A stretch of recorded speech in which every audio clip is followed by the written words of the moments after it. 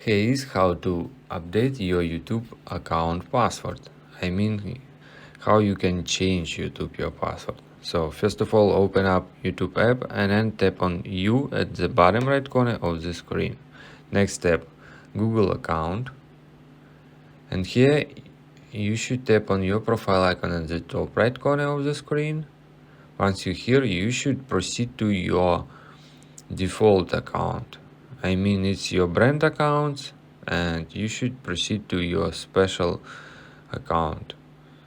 Alright, just tap on your account that you want to change your password, and here you will see some different options. You just swipe from right to left.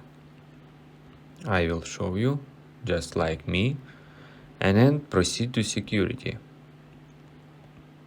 Once you're here, you just scroll down until you find option password and then proceed to it.